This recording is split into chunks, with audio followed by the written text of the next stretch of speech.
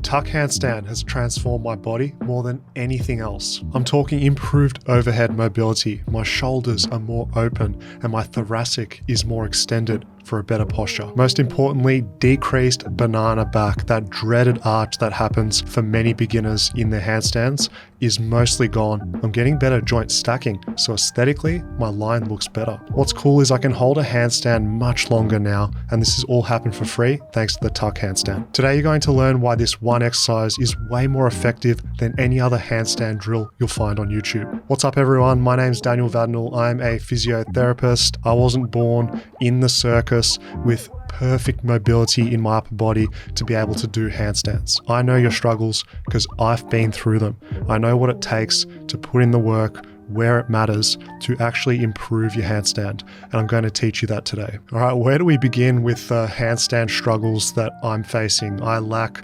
overhead mobility, specifically into the shoulders. I really struggle with getting my arms up all the way overhead. It's a combination of tightness as well as weakness. I also have limited thoracic extension. Like many of you guys watching, I really struggle to open up through my upper back. My excuse for having poor mobility has always been, yeah, I'm a bigger dude. I got these huge lats, big pecs and shoulders, and that's the reason why I suffer with my overhead range of motion. But really, that's just a cope. That's an excuse, because I think to myself, I can do a handstand against the wall for 2+ minutes, no problem. But when I do this exercise, why can I only hold it for 30 seconds before I'm shaking uncontrollably and I have to exit the handstand? What is wrong with my body? You see, the tuck handstand is like an overhead squat. Here's a quick test that you can do to understand what I mean. So if you squat down all the way, doesn't matter if your heels come off the ground, reach your arms up overhead. Can you see how hard it is to lift your arms fully? The reason for this is because when you squat down, it puts your pelvis into a posterior pelvic tilt and your lumbar is flexed. You can't get range of motion out of this area.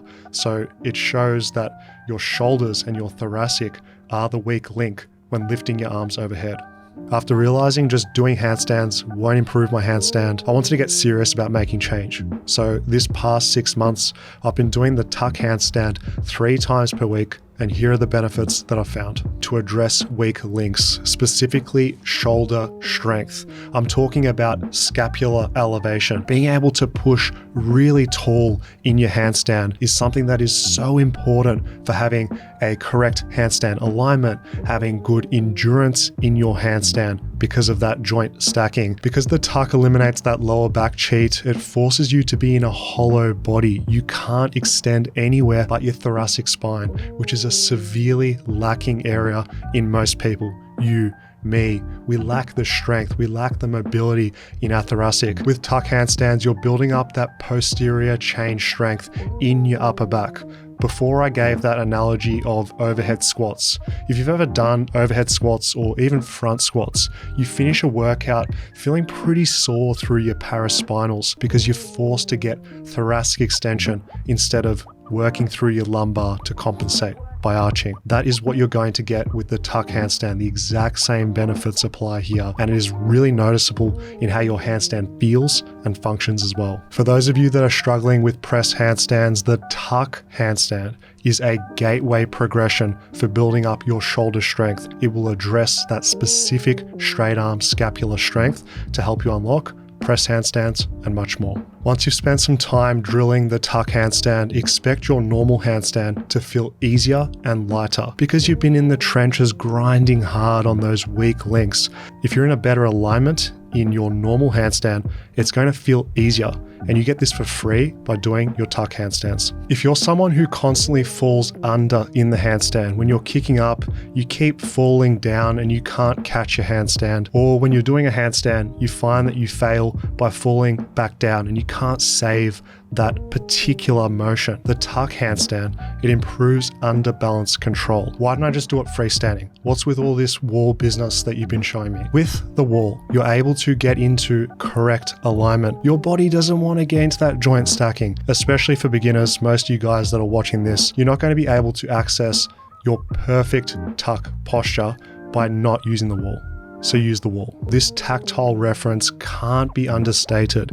You're able to have a reference of where your body is in space. It helps with that kinesthetic awareness. So that way, when you are upside down, you'll be able to know, okay, I need to open up my shoulders more. I'm starting to arch. I should hollow out my core, tuck a little bit deeper. Ooh, I feel like my shoulders are leaning forward. I'm starting to planche.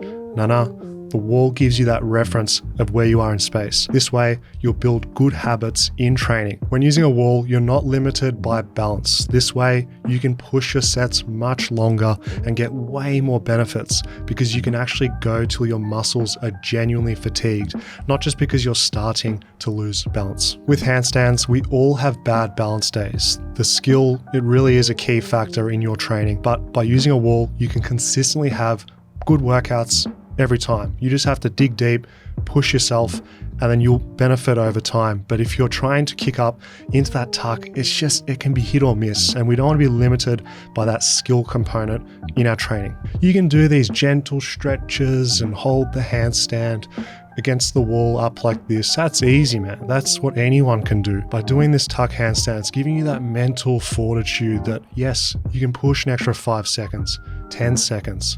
When you start to feel that discomfort, that's when the real work actually begins. It gives you this drive to be in the driver's seat of your training. And when it matters, you can push and you will improve. All right, let's talk about perfect technique for your wall handstands. Your goal is to have open shoulders. We want joint stacking. Our wrists, elbows, and shoulders should be in an alignment and they should be nice and open. Now with this tuck, it is on a continuum from a slight bend, a little bit of knee flexion, hip flexion, all the way to 90 degrees and beyond into full compression. The most important cue that should be on your mind at all times is push tall, and push tall. You want to shrug up as much as you can because this is going to fully open your shoulders. And especially when you're challenging yourself with the tuck handstand and you're compressing deeper, you have to do this shrug up motion. Keep it on your mind at all times. In terms of difficulty, your hand distance from the wall modifies the intensity, and of course, how deep you tuck is going to make things a world of difference harder. In terms of compensations, the lower back arching is the most common. If this happens, just don't tuck down as far, but you want to keep that hollow body position to the best of your abilities. Next, planching of the shoulders. Because you can't banana the back because your lumbar spine is flexed, your body wants to cheat by planching the shoulders. If you're really struggling with your tuck handstands, and it's completely normal for that to happen because it is so hard, put your hands further away from the wall and/or don't tuck down as much. Your goal is to have that hollow body position and open shoulder posture. Do it in a way that suits your level and scale it over time. The tuck slide is a popular variation in the handstand community because it works so well, and it's a great introduction to tuck handstands if you've never done them before. The reason being is because you're sliding down into the posture, pausing for a second, then coming out, you're only really getting onto tension for a fraction of a second. So that extreme difficulty that you do feel in a tuck handstand only happens for a second. And this dynamic motion that you're doing during the slide, it takes your mind off the struggle that is an isometric hold in that deep position. So it's mentally a little bit easier by comparison to just holding the tuck handstand. When you're at the top of the handstand, you have a moment of reprieve where you can reset your body position, push tall, hollow out your core, tuck down slowly. Programming wise, I'm a big fan of the 5 to 10 rep range. 3 to 5 sets is going to be plenty for this one, and your body will thank you for it. If you're able to look sideways in a mirror, you'll see if you're actually in that correct positioning, and you can just adjust during your set, which is really good for building those good habits. Otherwise, film your training. This is the most underrated thing for being your own coach, because when you're doing the tuck slide, you might feel like you're in a good position. Oh, that was a great set, it felt great. First of all, when it feels good, you're probably not doing it right because it should suck. And if you film yourself, you will realize, okay, maybe I'm planching too much. I'm arching my lower back, which I shouldn't. Let's modify things. I'll move my hands further away. I won't tuck down as much. Oh, there we go. I can feel it. This wouldn't have been possible if you didn't film yourself. I'm gonna keep it real with you guys. I have a feeling of dread every time I have to do tuck handstand holds. I just always think, okay, maybe today I'll just do some chest to wall handstands instead for time. I'll still get some good gains. And then I slap myself on the wrist. I say, no, bad Daniel. You're gonna do the stuff that is actually gonna change your body and the hard stuff that your body needs, not what you want, what it needs. Then after I do my tuck handstands, first set, it's terrible. Second set doesn't get any easier. Third set, still hard. But I finish that workout feeling a level of satisfaction. And you all know this from your own training. When you do those hard exercises, the ones that your body needs, you feel great afterwards. But you just have to overcome that inner self-talk, that little devil there on your shoulder that's saying, yeah, pick the easy exercise, pick the handstand hold. That'll be good. Yeah, just do that. I keep 30 seconds constant and progressive overload in other ways. My range of motion, hand distance to the wall, and that is enough to force all of my areas to get stronger and unlock all the benefits tuck handstands have to offer. From the get-go, the tuck handstand is brutal. Your traps are on fire, your upper back is burning, your shoulders do not want to stay in that stacked alignment, and you have to be present. That's what I love about this movement. You have no choice until that timer goes to scan your body. Make sure that you're in the correct alignment if you want to get those adaptations. I truly believe this one exercise will have a profound impact on how your handstand feels and functions. But this doesn't come for free. You can't just expect your handstand to get better without doing the effort. That's a lesson that I had to learn the hard way. I was stubborn for many years, not focusing on what I needed to do with my limitations of flexibility and mobility, and I was stuck in Plateau City. My handstand felt the same, it looked the same. It wasn't until I addressed my weak links with the tuck handstand that I finally was able to change my handstand and be better off for it. Please, I know that you're going to watch a video like this and you'll do it one time and then you'll be tempted to stop doing what is hard and what is effective because it's difficult.